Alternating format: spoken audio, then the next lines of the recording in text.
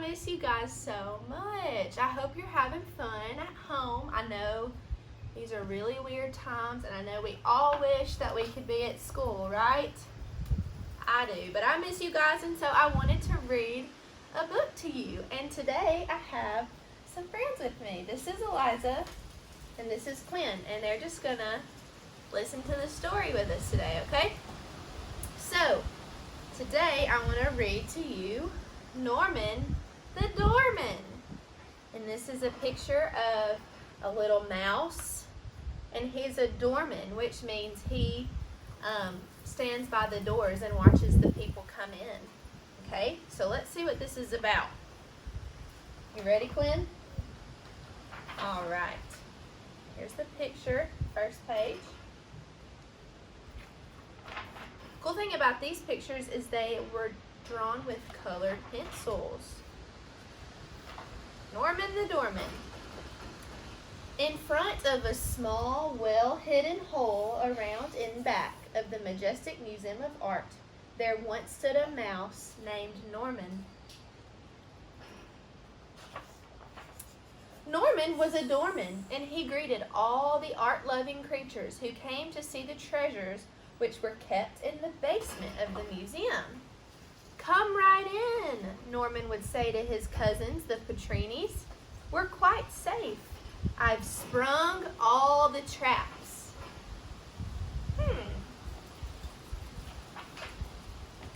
Norman would explain every painting in detail and handle each masterpiece with as much care and respect as if he had painted it himself. Okay. He would also take great pride in pointing out the artistic features of certain pieces of Greek sculptures which rested in the dark corners of the storage room. So not only is he a doorman, he's going around and he's showing this art to all his friends. Tessie. Norman's only worry was keeping out of sight of the sharp-eyed upstairs guard who often came to the basement to set traps for mice. Quinn likes this story. They're fast. So this guard is coming to set mouse traps. And so they're having to look out for the guard because they're mice. His bright flashlight frightened the visitors, and they dashed out the street hole into the night like streaks of pink and white lightning, which means they were pretty fast. As for Norman, he always managed to escape and hide inside an old armored knight's helmet. Up there, he felt perfectly safe. Tessie. I'll show you the pictures, Quinn. Actually, the helmet was Norman's home, which he had made into a very comfortable and workable studio. Just see what a splendid skylight the visor made.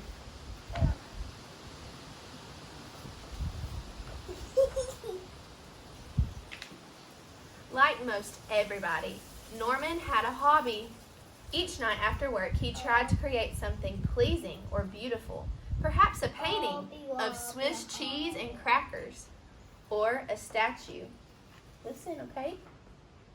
One bitter, cold day, Norman decided to stay in his studio and make something out of wire. For some time, he had been collecting mouse traps and old scraps of picture-hanging wire with the intention of putting them to artistic use. So there he is painting some Swiss cheese, and there he is getting the wire from the mouse traps to create something. Tessie. See that? Yeah. The mouse traps weren't any good anymore since Norman had already cleverly taken out the pieces of cheese and then snapped the trap shut without having harmed even so much as a whisker on his nose. All through the day and far into the night, Norman twisted and bent wires into many strange and mysterious shapes until at last he created something he was really proud of. It looked for all the world like a mouse on a trapeze. Let's see. Toppings? A trapeze. That night when he finally went to sleep, he was tired, but very happy mouse. Wow. Early the next morning, when Norman went outside to shovel away the snow in front of his doorway, he noticed a man reading a sign nearby.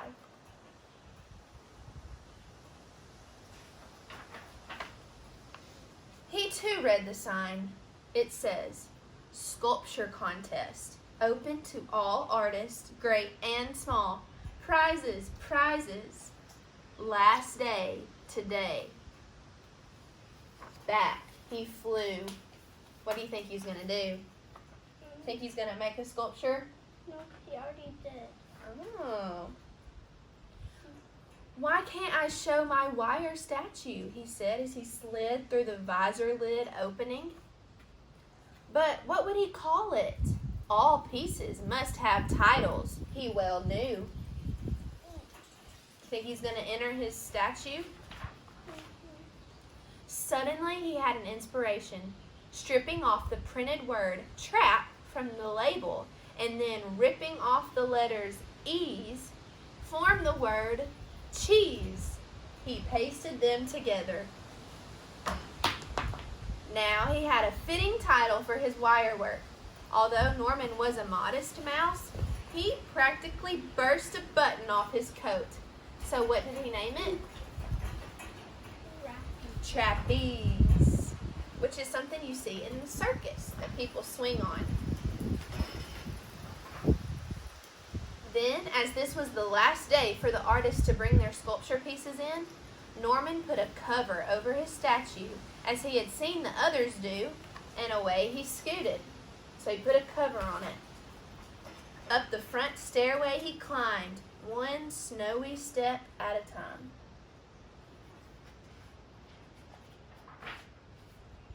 Once inside the huge museum, he eagerly followed the other sculptors from one room to another.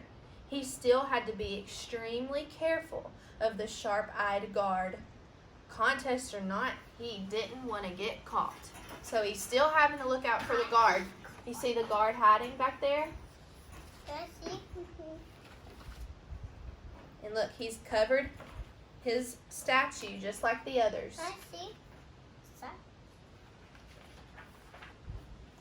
After carefully removing the cover from his wire statue, he left it on the floor with the rest of the contestants' work.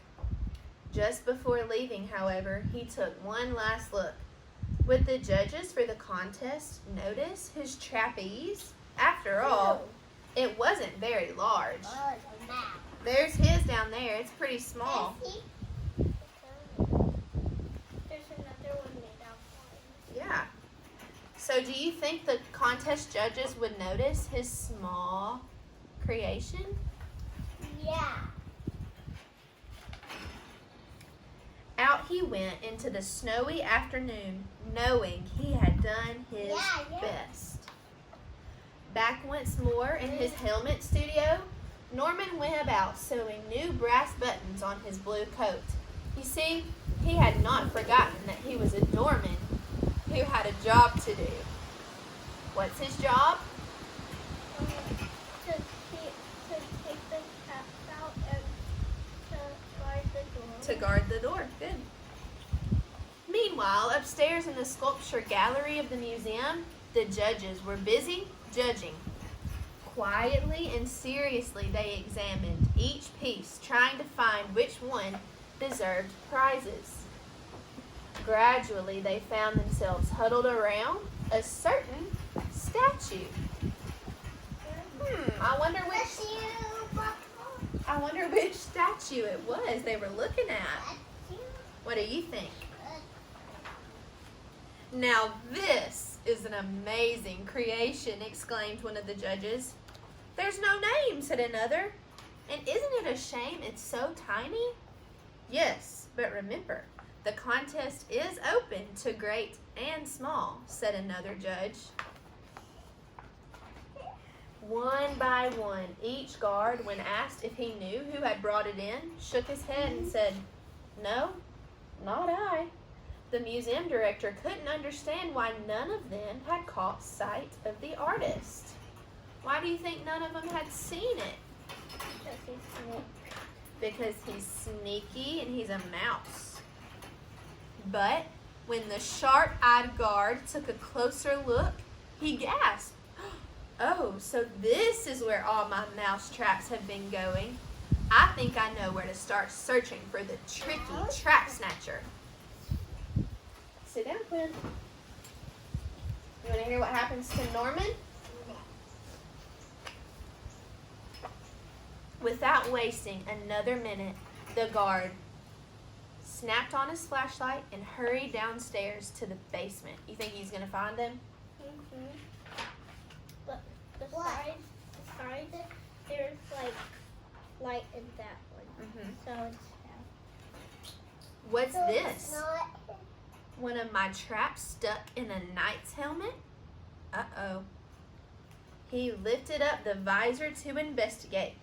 There inside, he saw pieces of wire and parts of traps, and strangest of all, a neat straw bed, which could only belong to a mouse. So the guard has found where Norman lives. "Whoever he is, he must be mighty fond of my cheese," said the guard as he knelt down on the floor and pointed the flashlight at some tracks which led out through the hole in the wall. During all this time, Norman had been tending to his duty as doorman. A party of mice from the country, for whom he had been waiting, was long past due, and he was getting mighty cold and hungry. So Norman was still out there doing his job as a doorman, waiting on some of his friends from the country.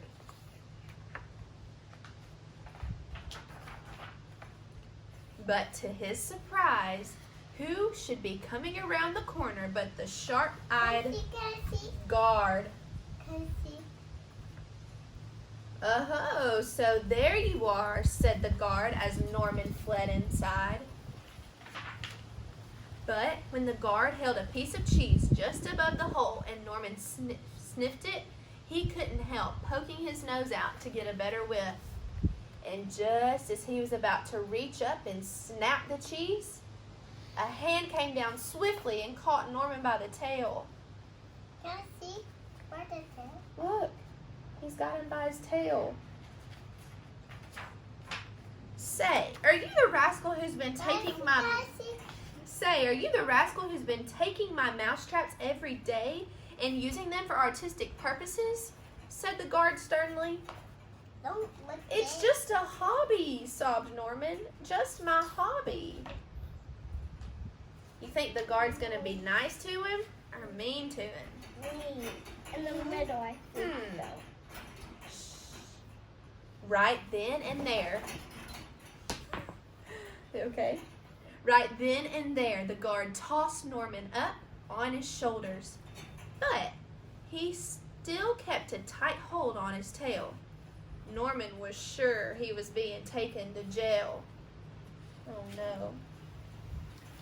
You can imagine his surprise when, instead, they entered the museum and heard the artists all clapping and cheering.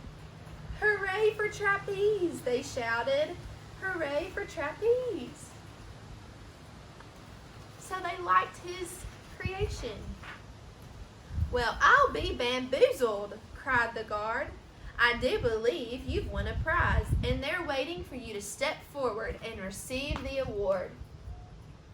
The guard rushed up to the judge's platform and said proudly, "Here's the winner. I found him freezing outdoors in the snow." "Oh, indeed," said the head judge, somewhat flustered. "Why, yes, who else could have created the daring young mouse on the flying trapeze?